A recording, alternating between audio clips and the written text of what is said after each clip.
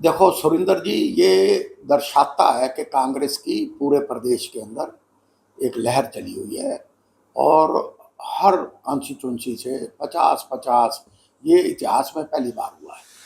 और ये लिस्ट को साया करना भी ये पहली बार प्रदेश कांग्रेस कमेटी ने लिस्ट को साया किया है। और 20,000 का अमाउंट सिर्फ नॉमिनेशन फाइल करने के लिए, ये भी एक अच्छा अमाउंट इसलिए किया है कि सेलेक्टिव कैंडिडेट चुनाव के अंदर सामने आए, इंटेलेक्चुअल आए, पढ़े लिखे आए। लेकिन इस तरह से जो भीड़ लगी है उससे दो चीज़ें स्पष्ट होती हैं। एक तो यंग एनर्जेटिक लोगों में एक बदलाव की लहर है। लोग ये भी चाहते हैं कि भाई जो पुराने हैं उनको बदलो, नए चेहरों को लाओ, नंबर एक। नंबर दो, जो राहुल जी ने बार बार ये अपील की है कि ओबीसी कोटे से कैंडिडेट आना चाहिए, नंबर एक। नंबर दो, 50 साल से कम उम्र के लोगों को राजनीति के अंदर प्रवेश करना चाहिए। ये एक यंग और एनर्जेटिक और ये महत्वाकांक्षी लोग भी हैं। अब एक लहर चल जाए तो चल जाती है। तो मैं समझता हूँ ये कांग्रेस के पक्ष में एक लहर है। जिस तरह से 1987 के अंदर तो देवीलाल के पक्ष में लहर चली थी और 90 में से 85 सीटें जो देवीलाल लेके गए थे, आज वैसी ही तीव्र लहर पूरे प्रदेश के अंदर भारतीय जनता पार्टी के खिलाफ है। और आप देखना आने वाले टाइम के अंदर एक बहुत बड़ा बदलाव होगा। कांग्रेस पार्टी पूर्ण बहुमत के साथ सत्ता में आएगी और प्रदेश के लोगों को इस भारतीय जनता पार्टी से मुक्ति मिलेगी। आप कह रहे हैं कि भाई जिस तरह से दावेदार ज़्यादा बीजेपी ये कहती है कि कांग्रेस पार्टी में भूपेंद्र हुड्डा ने सबको दावेदार बना दिया और उनके पैसे खर्च करवा रहे हैं। जब टिकटों बंटवारा होगा घोषणा तो भागदौड़ मच जाएगी। ऐसा है, ये बौखलाए हुए हैं, फ्रस्ट्रेटेड हैं। अरे हम जो कर रहे हैं तो मैं हमारी चिंता क्यों है? आप अपनी करो ना। भगदड़ मच जाएगी। हाँ, भगदड़ में भगदड़ तो तुम्हारे में मच रही है। अब मैं चाहूँ रो तो शहर शहर से, मैं नाम नहीं लेना चाहता, 50 आदमी कांग्रेस में आने को तैयार बैठे हैं। आज आज हर आदमी, आप किसी से बात करके देखो, किसी व्यापारी से बात करके देखो, किसी किसान से बात करके देखो, किसी मजदूर से बात करके देखो। आप मुझे एक बात बताइए, किसानों को जो जो जो पीड़ा हुई, जो किसानों को 1,000 से ज़्यादा तो किसान सड़कों पे मरे, कील लगा लगा के उनकी एंट्रियों को बैन किया, जो प्रजातंत्र का डेमोक्रेसी के अंदर सबसे बड़ा हनन था। आप व्यापारियों के ऊपर टैक्सों की भरमार, जीएसटी, कितने कितने टैक्स इन्होंने व्यापारियों पे लगा दिए। आज लूट खसोट, आज थ्रेट, किस तरह से, अगर व्यापारी सुरक्षित नहीं होगा, अगर व्यापारियों को लॉ एंड ऑर्डर की प्रॉब्लम होगी तो व्यापार तो वो तो 500 रुपये दुकान से कमाता है, फड़ी के ऊपर कमाता है, और 2,000 रुपये उससे इंस्पेक्टर लेके चला जाता है। भ्रष्टाचार का बोलबाला है, कानून व्यवस्था है नहीं।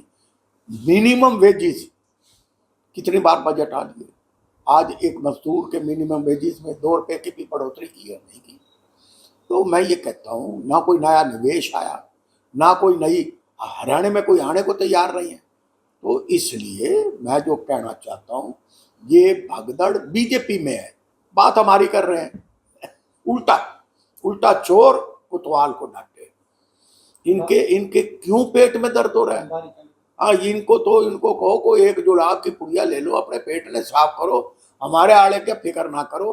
कांग्रेस आ रही है, कांग्रेस सरकार बनाएगी, इनकी बुरी की हुई चीजों की इंक्वायरियां होंगी।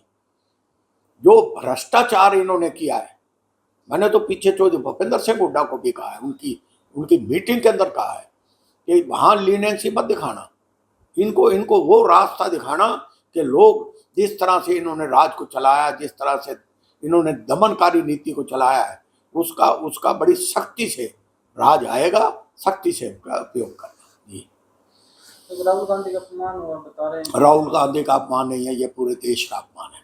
इनको प्रोटोकॉल का ही पता नहीं है। ये तो हम हमारे, इसके अलावा इनकी कोई नीति नहीं है। एक 15 अगस्त के प्रोग्राम में भी जो कि एक नेशनल प्रोग्राम है। दुनिया में ये पहला देश है प्रतिपक्ष का लीडर बराबर का सीनियरिटी के हिसाब से होता है।